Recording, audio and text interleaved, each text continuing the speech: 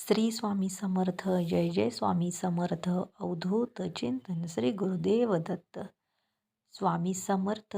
तुमच्या घरात जर स्वामींचा फोटो असेल तर न चुकता काही गोष्टी तुम्हाला करायच्या आहेत.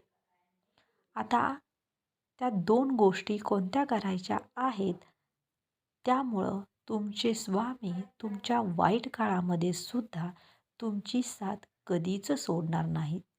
स्वामी नेहमी म्हणतात, "भिवू नको, मी तुझ्या पाठीशी आहे." आणि आपल्या स्वामींचं हे वाक्य आहे. त्यामुळं फक्त तुम्ही स्वामींचा फोटो आणून दिला आणि घरात जर ठेवला आणि झालं, असं करू नका. बघा, आपण सर्वजण स्वामींचे सेवेकरी आहोत. स्वामींना प्रसन्न करून घेण्यासाठी आपण वेगवेगळ्या प्रकारे उपायसुद्धा करत असतो. स्वामी नेहमी आपल्याला मदत करत असतात. आपल्यावर कोणत्याही प्रकारची अडचण येऊ देत नाहीत.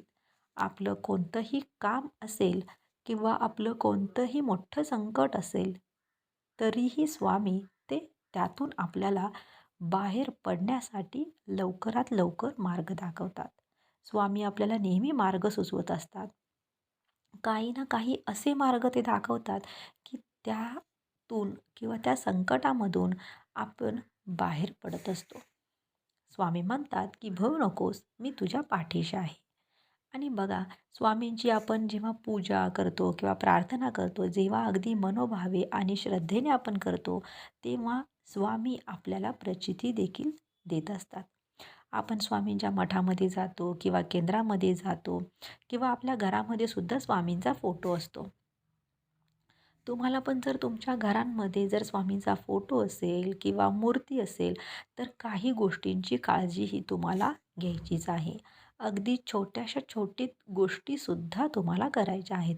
तर त्या कुठल्या गोष्टी आहेत, तर त्या आज मी तुम्हाला इथं सांगणार आहे. आणि त्यामुळं तुम्ही तुमच्या घरामध्ये फोटो असेल किंवा मूर्ती असेल, तर तुम्ही ह्या गोष्टी नक्की करा. आता देवाऱ्यामध्ये स्वामींचा अगदी छोटा फोटो असेल किंवा मोठा फोटो असेल किंवा मूर्ती असेल, तर आपल्याला दररोज त्याची जशी देवाची पूजा करतो, तसंच आपल्याला स्वामींच्या फोटोची किंवा मूर्तीची सुद्धा पूजा करायची आहे. पण बघा, कधी-कधी काय होतं, की आपल्याकडून किंवा आपल्या हातून कळत-नकळत काही चुका होतात. खरं तर चुका झाल्या नाही पाहिजेत, पण तरीसुद्धा आपल्याकडून जर चुका होत असतील, तर त्या चुका आपण थांबवल्या गेल्या पाहिजेत.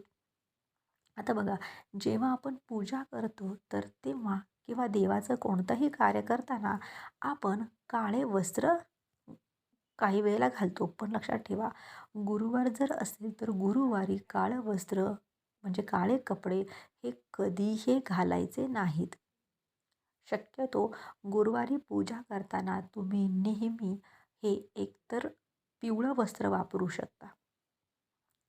म्हणजेच काळी कपडं घालणं हे नेहमी पूजेसाठी वर्ज्य समजलं जातं. आता बघा, स्वामी हे दत्तांचे अवतार आहेत आणि दत्तांना तर काळं वस्त्र अजिबातच चालत नाही आणि त्यामुळं असं काळी वस्त्र असतील तर मग किंवा स्वामींची आपण जपमाळा करतोय, पण काहीही काळं कपडं घालून आपल्याला करायचं नाही. त्याच्यानंतर बघा, प्रत्येकाच्या घरामध्ये कोणी ना कोणीतरी स्वामी भक्त असतं किंवा स्वामी भक्त नसलं तरीसुद्धा स्वामींची मूर्ती असते. मग त्या मूर्तीला दररोज तुम्हाला मुजरा करायचाच आहे. ही गोष्ट लक्षात ठेवायची आहे. आणि आपल्या ज्या काही घरातील प्रत्येक व्यक्ती असतील, तर प्रत्येक व्यक्तीला जमिनीला नाक टेकून किंवा स्पर्श करून आपल्याला मुजरा हा करायचाच आहे आणि आपल्याला तो मुजरा हा 3 वेळा करायचा आहे. नाक घासायचं आहे. याला मुजरा असं म्हणतात. मग तुम्हाला असं वाटत असेल, की मुजरा तर आपण दररोजच करत असतो किंवा काही जणांची दिनचर्या म्हणून आपण जसं रोज अंघोळ करतो, तसं आपण मुजरा करायचाच आहे. तर आता बघा, म्हणजे कसं आपण इतर कुठं बाहेर जाताना असेल किंवा बाहेरून घरात आल्यानंतर असेल, तर आपण नेहमी समर्थांना मुजरा हा करायचाच आहे. म्हणजे जसं आपण दररोज आपली दिनचर्या करतो त्याचप्रमाणे आपल्याला ही सुद्धा सेवा करायची आहे. आता त्याच्यानंतर बघा, आपल्या दिवसाची सुरुवात करायची आहे. बघा, किती पण घाई असू दे किंवा गडबड असू दे किंवा आपली बाकीची कामं असू देत, आपल्याला स्वामींना मुजरा करायला 2 मिनटंसुद्धा लागत नाहीत. म्हणजे जरी बाहेर जायचं झालं तरी तुम्ही मुजरा करून स्वामींना सांगा, की स्वामी तुम्ही नक्की माझ्यासोबत या. आणि तुम्ही कुठं जाणार आहात, तेव्हा तुम्ही स्वामींना जवळ ठेवा. तुम्ही स्वामींच्या नतमस्तक व्हाल, ते तुमच्यासाठी चांगलंच असणार आहे. जेव्हा तुम्ही बाहेरून घरी परतणार आहात, तर तेव्हा स्वामींचे मनोमन आभार माना, की स्वामी मी सुखरूपपणे घरी पोहोचलो. म्हणजे हा एक नियम तुम्ही अंगवळणीच लावून घ्या. आता याच्यामुळं काय होईल, तर स्वामी तुम्हाला तुम्ही जेवढं मागाल त्याच्या दुप्पट किंवा तिप्पटसुद्धा तुम्हाला देतील. म्हणजे स्वामींना फक्त तुमची जी काही साधीभोळी सेवा असेल, तर ती साधीभोळी सेवा आवडते. म्हणजे आपण नेहमी स्वामींशी बोललं पाहिजे किंवा रात्री झोपताना आपण स्वामींना गेलं पाहिजे, की माझा आजचा हा दिवस खूप सुंदर गेला. उद्याचाही दिवस माझा असाच सुंदर आणि छान जाऊ दे किंवा माझ्या आयुष्यामध्ये जी काही संकट आहेत, तर ती संकटं सगळी किंवा त्या संकटातून मला बाहेर काढ. स्वामी तुमची नक्की प्रार्थना ऐकतील. बघा, जेव्हा आपण बेडवर जातो तेव्हा आपल्याला 2 मिनटं फक्त शांत बसायचं आहे आणि शांत बसल्यानंतर आपल्याला हात जोडून स्वामींना आज दिवसामध्ये घडलेल्या ज्या काही चांगल्या गोष्टी असतील किंवा ज्या काही वाईट गोष्टी असतील त्या सर्व स्वामींना सांगायच्या आहेत. आणि ज्या वाईट गोष्टी आहेत त्यांच्यातून मला बाहेर तुम्ही सुखरूपपणे काढाल, याबद्दल सुद्धा स्वामींना तुम्हाला धन्यवाद द्यायचा आहे. म्हणजे तुम्ही म्हणाले, की स्वामींचं तुम्ही जेवढं कराल त्याच्या 10 पटीनं स्वामी महाराज तुम्हाला देतील आणि तुमच्यासोबत कधीही स्वामी महाराज दुर्घटना घडू देणार नाहीत.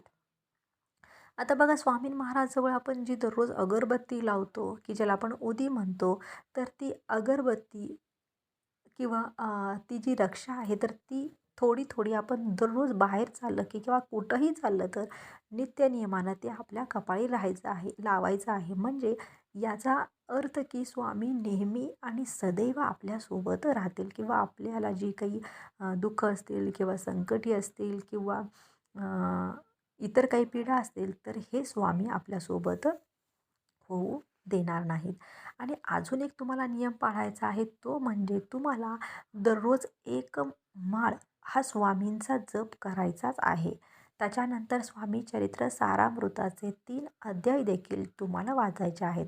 म्हणजेच तुमचं 7 दिवसामध्ये एक पारायण होईल. म्हणजेच तुम्हाला दररोज एक माळ नक्की तुम्ही करा आणि जमत असेल तर अवश्य 11 माळी स्वामी समर्थ मंत्राचा जप करा. तसंच तुम्ही तारक मंत्रसुद्धा म्हणा. म्हणजे दररोज एक माळ किंवा 11 माळी स्वामी समर्थ मंत्र, त्याच्यानंतर दररोज 3 अध्याय, त्याच्यानंतर तारक मंत्र. ह्या जेव्हा तुम्ही सगळ्या सेवा करता याला नित्यसेवा म्हणतात आणि या सगळ्या सेवा तुम्ही अतिशय मनापासून आणि श्रद्धेनं करा. जेव्हा तुम्ही माळ जप करता तेव्हा माळ जप करताना तुमच्या घरांमध्ये स्वामीचा फोटो असेल किंवा मूर्ती असेल तर ही गोष्ट तुमच्या घरामध्ये ॲटलिस्ट म्हणजे कमीत कमी माळ जप तर झालीच पाहिजे. म्हणजे तुमच्या घरातील एका तरी सदस्यानं स्वामींचा जप हा केलाच पाहिजे. म्हणजेच जी काही सेवा आहे तर ती सेवा तुमची स्वामी महाराजांच्याकडे पोहोचेल. त्याच्यानंतर स्वामी चरित्र सारामृताचे अध्याय वाचतो आपण किंवा विष्णू सहस्रनाम वाचतो, तर हे सुद्धा नित्यसेवेमध्ये येतं. किंवा काही काही वेळेला काय होतं, की काही वेळेला आपला इतर काही अडचणीमुळे असेल किंवा मासिक धर्म असल्यामुळं असेल, की काही वेळेला आपला त्याच्यामध्ये गॅप पडतो. त्यामुळं बघा, की पुरुषांचा जो काही ज्याला आपण सेवा म्हणतो, तर ती सेवा त्याच्यामध्ये खंड पडत नाही. त्यामुळे घरातील कर्त्या पुरुषांनी सुद्धा सेवा करायला हरकत नाही. म्हणजेच काय, तर तुम्ही लक्षात ठेवायचं आहे, की स्वामींना दररोज मुजरा करायचा आहे. फोटोची असेल किंवा मूर्तीची असेल तर नित्यनेमानं पूजा करायची आहे. तुम्हाला नित्यसेवा दररोज करायची आहे. नित्यसेवा जर जमत नसेल तर किमान एक माळ तरी स्वामी समर्थ मंत्राचा जप देखील तुम्हाला करायचा आहे. आणि म्हणूनच असं म्हटलं जातं की यामुळं स्वामी तुम्हाला नक्की प्रचिती देतील. म्हणजे ज्या ज्या काही गोष्टी अशक्य असतील त्यासुद्धा स्वामी तुमच्यासाठी शक्य करतील. म्हणूनच म्हटलं जातं की अशक्य ही शक्य करतील स्वामी. जर तुम्हाला व्हिडिओ आवडला असेल तर व्हिडिओला नक्की लाईक करा, शेअर करा, कमेंटमध्ये श्री स्वामी समर्थ नक्की लिहा. बोला श्री स्वामी समर्थ. जय जय स्वामी समर्थ. अवधूत चिंतन श्री गुरुदेव दत्त.